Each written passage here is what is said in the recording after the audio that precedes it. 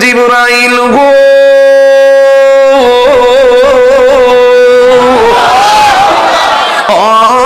জিবরাইল এরা কে রে?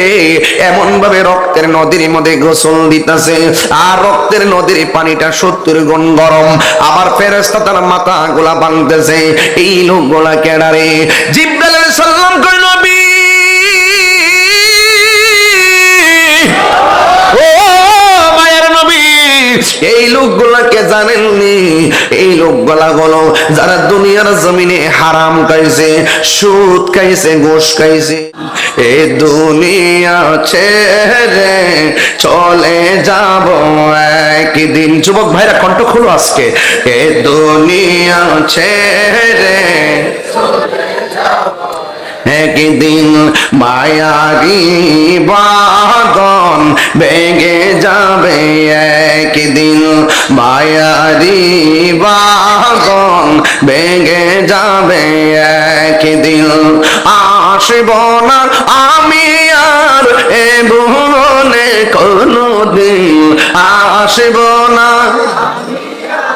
এ ভুবনে কোনদিন, এ দুনিয়া ছেড়ে চলে যাবে একদিন, মায়ারি বাঁধন ভেঙে যাবে একদিন।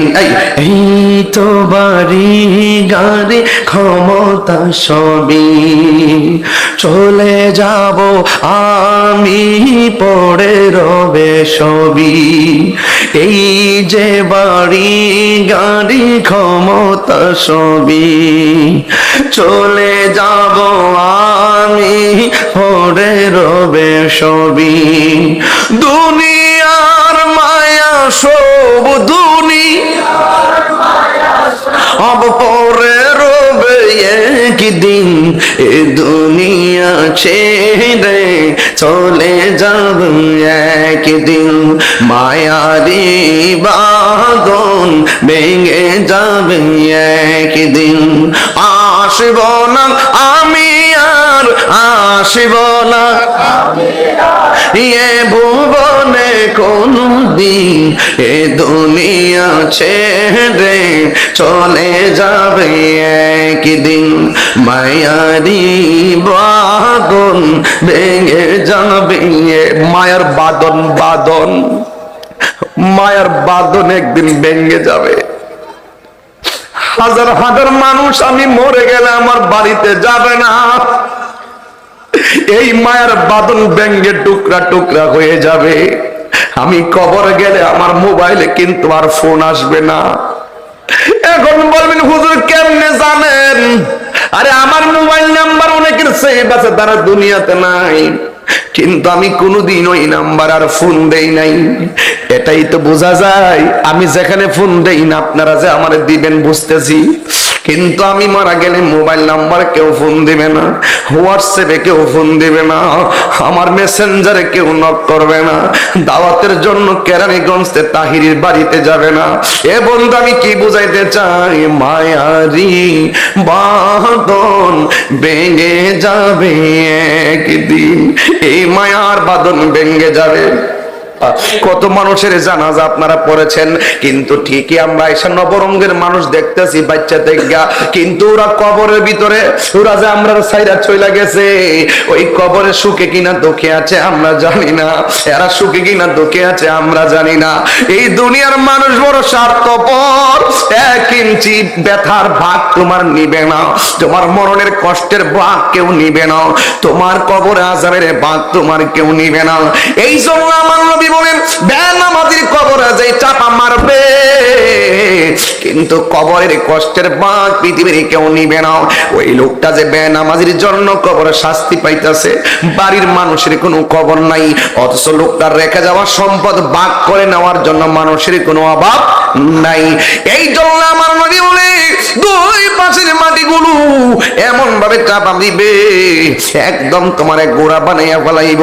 আল্লাহর হাবিব বলে এই কবরের মানুষটা এমন জোরে একটা চিৎকার মারবো, বাঁচাও বাঁচাও বাঁচাও করে কান্না করবে। দুনিয়ার কোন মানুষ কান্নার আওয়াজ শুনবে না, গরু ছাগল চতুষ পর্যন্ত কবরের আযাব শুনবে। এই জন্য যুবক ভাইয়েরা আমার, এই মুহূর্তে যদি দক্ষিণ কেরানীগঞ্জ বাগুড়ে যদি আলিয়াপাড়ায় যদি ঘরে আগুন লাগে, মানুষ নিবাইতে না পারলে ফায়ার সার্ভিস আসবে আগুন নিবাইবার জন্য। ও বন্ধুরি, কিন্তু খবরদার, ঘরের পাশে কবরস্থান আছে, ওই কবরের ভিতরে মানুষটা সুখী কিনা দুঃখী আছে, এই ভাগ নেওয়ার ক্ষমতা পৃথিবীর কাহারও নাই। এই জন্য আল্লাহর হাবিব বলেন, আমি একদিন ঘুমের ঘরে ছিলাম, ঘুমের ঘরে যাওয়ার পরে আমি স্বপ্ন দেখলাম। এই আমার নবীর স্বপ্ন কি সত্য না মিথ্যা? আরো জোরে বলেন, সত্য না মিথ্যা? আমার নবী, আপনার নবী স্বপ্নে দেখলেন জিব্রাইল আলাইহিস সালাম নবীর কাছে আসলেন। জবানটা খুলে কোন ফেরেশতা আসলেন? জিব্রাইলের ডানা কোন 600, জিব্রাইলের ডানা কয় শত? এই ছোট্ট পোলাপান শিখো, জিব্রাইল সাল্লামের ডানা কয় শত? একটা ডানা যদি বিছায়া দেয় সারাটা পৃথিবী গালিচা হয়ে যাবে, এমন 600 ডানা লইয়া জিব্রাইলে উড়াল দে, চোখের পলক যতটুকু একটা কদম ততটুকু। ওই জিব্রাইল আলাইহিস সালাম আমার নবীর ঘুমের ঘরে আসছেন। আয়েশা আমার নবীর হাত মোবারকের মধ্যে ধরলেন, দইরা বললেন, ও নবী গো, আপনি একটু সামনে চলেন। আমার নবী বলে আমি সামনে গেলাম, যাইয়া দেখলাম একটা রক্তের নদী দেখা যায়, একটা রক্তের নদী দেখা যায়। ওই রক্তের নদীর ভিতরে কিছু কিছু মানুষ হাবুডুবু খাইতেছে, কিছু কিছু মানুষ হাবুডুবু খাইতেছে। ও বন্ধুরি, ওই রক্তের নদীর মধ্যে হাবুডুবু খায়। ইন দি মিন টাইমে রাসূল জিজ্ঞাসা করে, ও জিবরাইল, এই লোকগুলাকে রক্তের নদীর মধ্যে হাবুডুবু খাইতেছে আল্লাহু আকবার বলেন না মিয়া? জীবনে যমুনা নদী দেখছি, পদ্মা নদী দেখছি, আজকে তো পদ্মা সেতু পাড়ি আসলাম। পদ্মা মেঘনা যমুনার তীরে কত ঢেউ চলে যায় আসে না তো ফিরে। পদ্মা মেঘনা যমুনার তীরে কত ঢেউ চলে যায় আসে না তো ফিরে। একদিন আমিও হারিয়ে যাব, একদিন আমিও হারিয়ে যাব, আসব না কবু ফিরে। পদ্মা মেঘনা যমুনার তীরে কত ঢেউ চলে যায় আসে না তো ফিরে। ইন দি মিন টাইমে আমার নবী, আপনার নবী কি বলবো রে বাজান? আমার নবী বলে, ও জিবরাইল, এই সমস্ত মানুষগুলোকে যারা রক্তের নদীর মধ্যে হাবুডুবু খাইতেছে, আরে দুনিয়ার পার আগুন যত গরম, ওই রক্তের নদীটা তার চাইতে 70 গুণ গরম। আল্লাহু আকবার।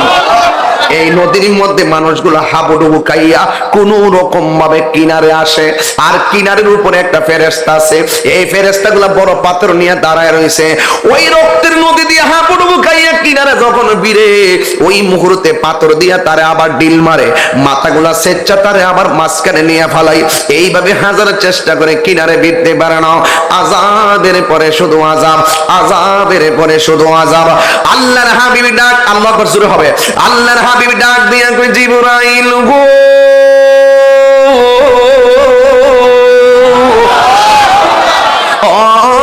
জিবরাইল, এরা কে রে?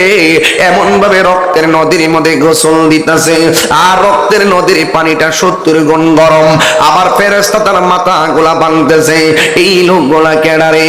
জিবরাইল আলাইহিস সালাম কই, নবী,